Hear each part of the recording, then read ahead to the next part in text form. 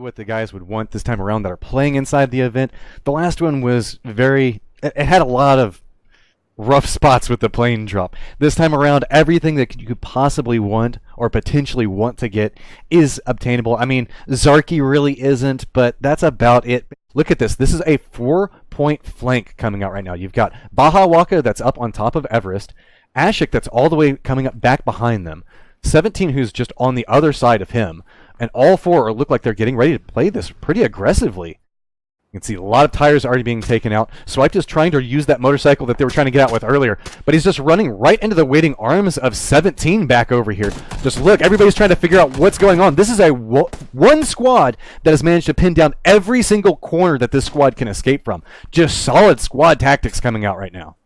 And look at this, 2 more downs. Now it's just on to Blue Stews. He's the last member of his squad that's up and active. And a solid grenade coming out, taking down Medi. Blue Stews is in a world of trouble now. He is all by his lonesome, trying to figure out how he's going to survive this. He gets some nice shots back onto 17 and does manage to get the down onto it. Baja Waka and Ashik, though, are hard pushing up. Blue Stews trying to figure out what he can do from here, trying to see what health he can get, how he can make his way out of this. Yellow buildings aren't known for being notoriously safe. So is he just coming out of this? He's choosing to play aggressive, trying to go out, and he gets it down before he is killed. So kudos to him for going aggressive with it, trying to see if he can at least fight his way out.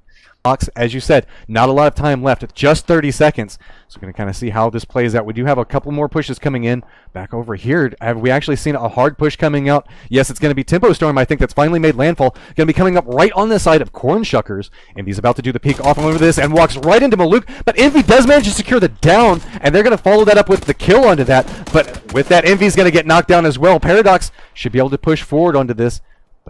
You're seeing a lot of loot tumble down, and that full squad does get taken out off to the side. Let's pop over with Hetror, who's just kind of following this around as he walks through.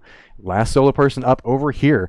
Caden is still actually down. Kickstart in 17 trying to do a push in. Eminem for the win, and Ox trying to do their hard push. Then Q5 actually on the outside of this.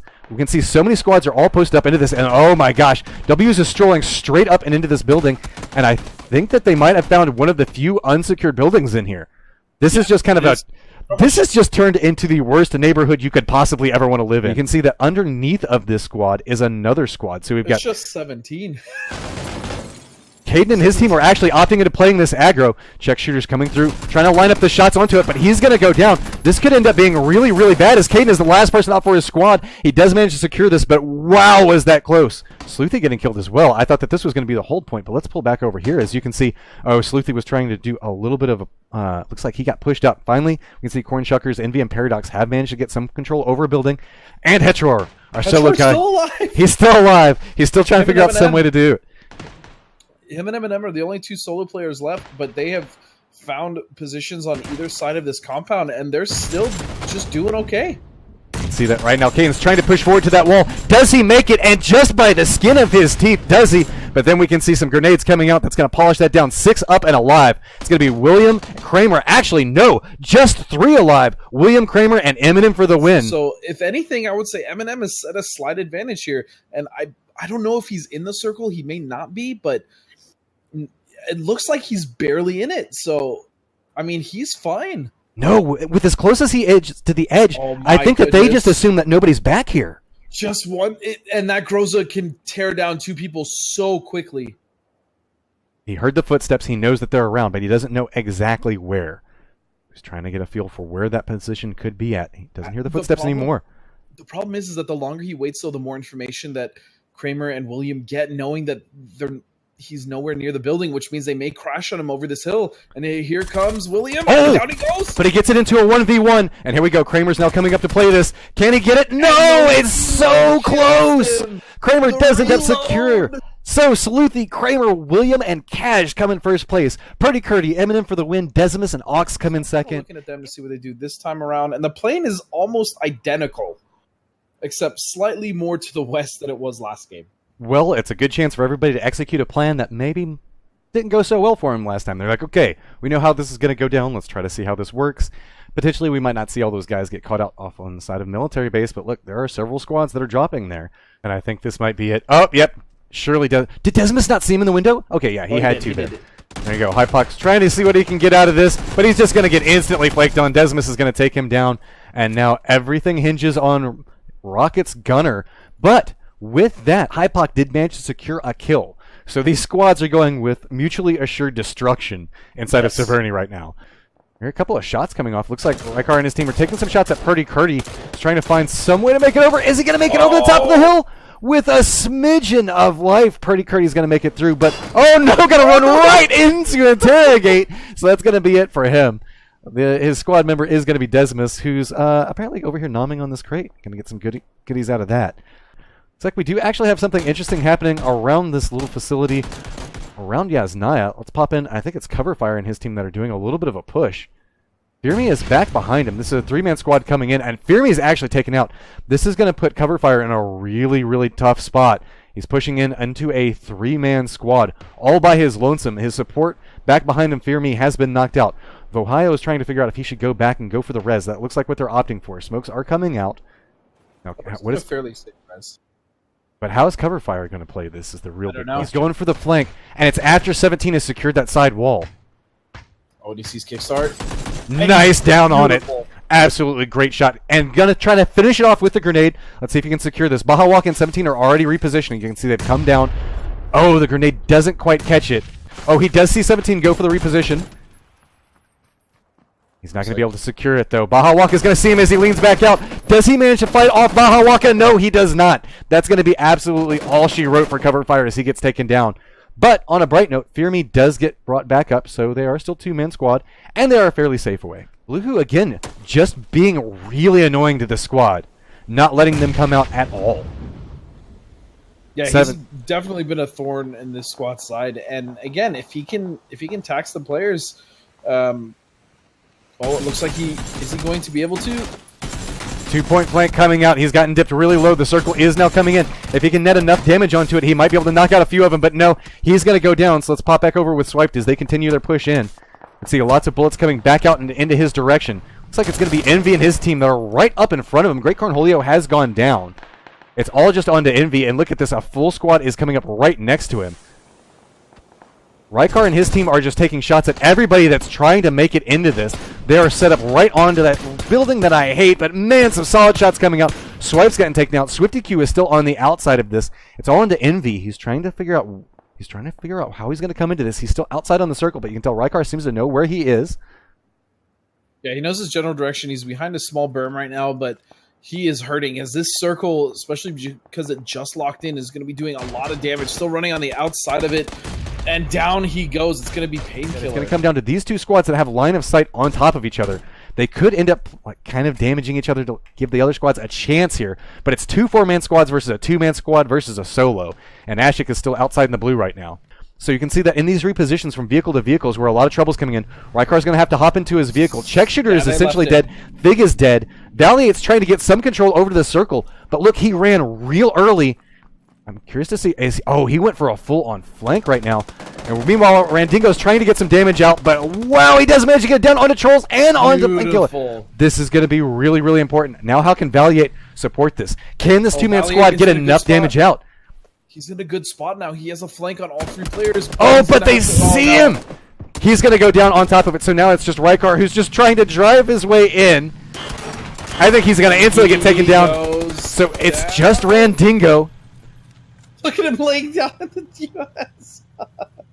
Beautiful kill cam from him. Yeah, it's just Randingo now versus a full squad of 3. And unless he gets a miracle grenade, I don't see how he can do this. Well, again, luckily, the next circle, nobody's in. But Randingo is... He's actually got a little bit of a hill that he can play here. So that's how come we're not seeing this go too violent.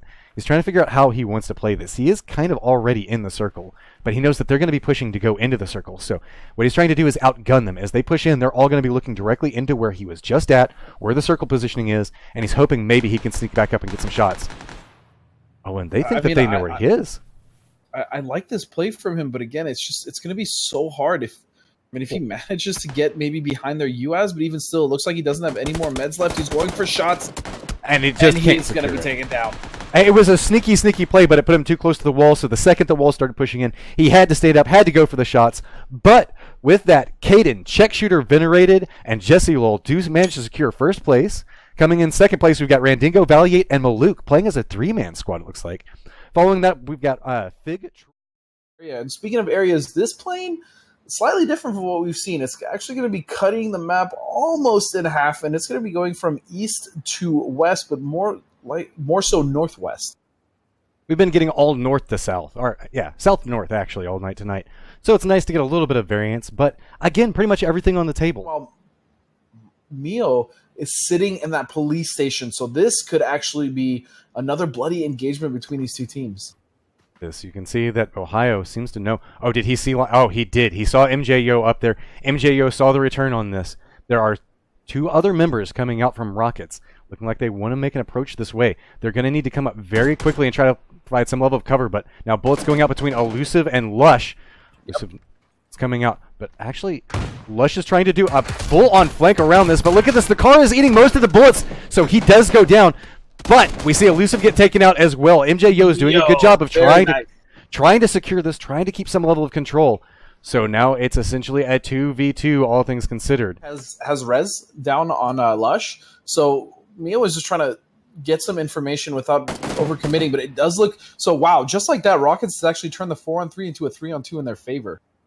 But let's see where we've got the circle, and of course it's on the exact opposite side of the map. Everybody that decided to make that push over towards military base is definitely feeling good. With this much water in, a lot of these people are going to opt into trying to survive as long as they can out in the water. Most of them still have boats to try to make an approach on. I really like this really far distance approach that we're seeing coming out over here. Behind the rocks, yeah, there is actually zero threat to this team right now. Moving from position to position, and Ben Q5, look at those bullets and those shots just coming out. They're just turning around and taking a shot at anybody that's coming around them. Snowbird's not going to be able to use that M24 now. That's very sad. All right, Ben Q5 and his team just running and gunning. Not any real cover. But look at this. They just see squad after squad. Are they going to take any shots back over there? I don't believe that they are. So let's pop back over with Fig and see who they're looking at. It's like they've come in contact with a squad that pushed into a similar area. They think that they see somebody in a similar area as them. But Cornshucker's in a world of hurt right now. Pull back off of them and see what we've got going on. Rift and Fairy Tale of Sin look like they're doing the hard push, securing the kills onto that. Now, we have the next circle that is up and active. And it's going to be right centrally based around Trolls and Fig's unit. It's going to make all these squads that are based around the water have to push in. Multiple people starting to try to push up now, so let's see if we can start to see the shooting gallery in full effect.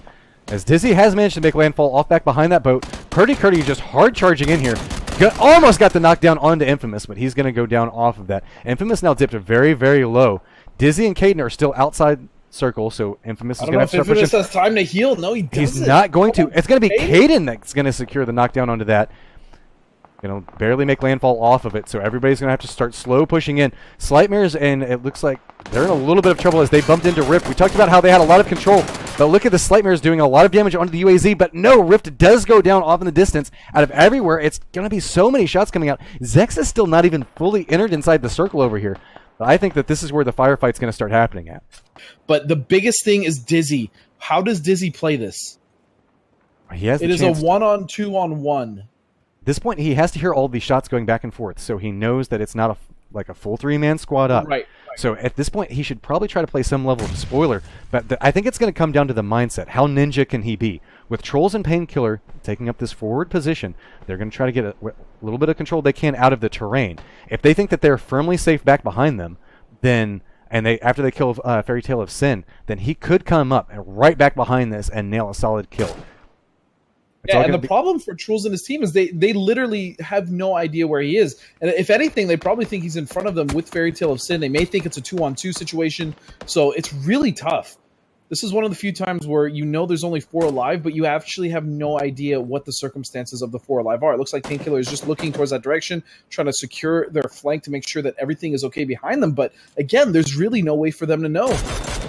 Fairy Tale of Sin tried to make it in, but he gets taken down. All right, so now it's all just on Dizzy. He's trying to do the step up. He does have the wall for cover where they don't, though. Goes for the full drop, trying to get the peek onto it, but instead he gets headshot himself. Painkiller, Trolls, Fig, and Rykar securing first place in that game. Coming in second, we've got Austin, Shredded, Dizzy, and Knopknot.